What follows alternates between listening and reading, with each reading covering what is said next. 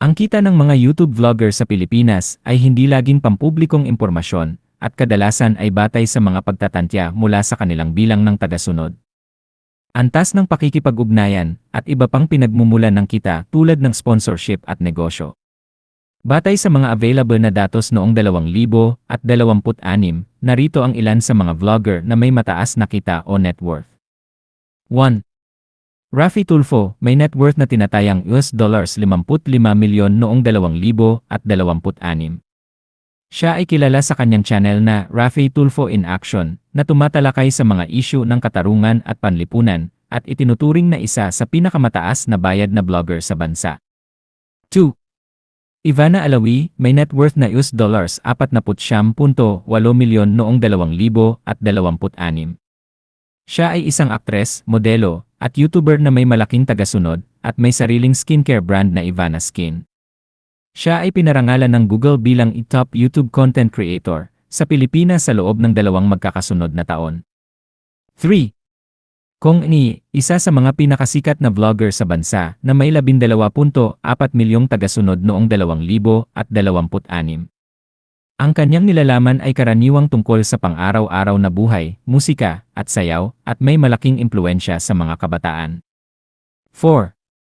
Alex Gonzaga Morada, may 15 milyong tagasunod noong 2026 at kilala sa kanyang nakakatawa at nakakaaliw na nilalaman.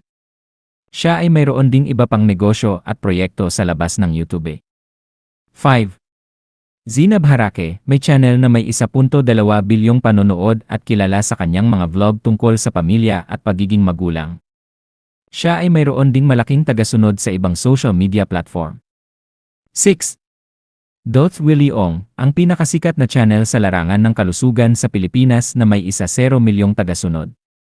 Ang kanyang nilalaman ay tungkol sa kalusugan at medisina, at may malaking impluensya sa mga taong naghahanap ng impormasyon tungkol sa kanilang kalusugan. 7. Panlasang Pinoy, isang sikat na channel sa larangan ng pagkain na may 7.4 milyong tagasunod.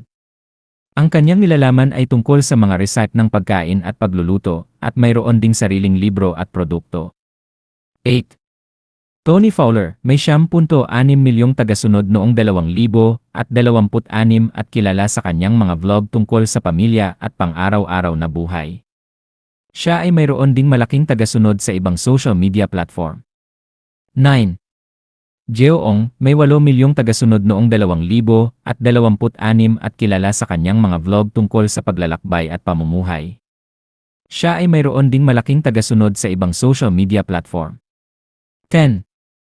Von Ordona, may 7.4 milyong tagasunod noong 2026 at kilala sa kanyang mga vlog tungkol sa musika at pagganap.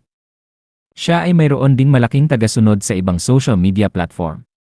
Mahalagang tandaan na ang mga pagtatantya na ito ay maaaring magbago depende sa iba't ibang salik, at ang tunay na kita ng mga vlogger ay maaaring mas mataas o mas mababa kaysa sa mga inihayag na halaga.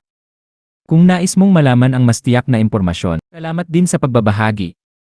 Malakas ang suporta para sa channel Royalty Edgila Jarka.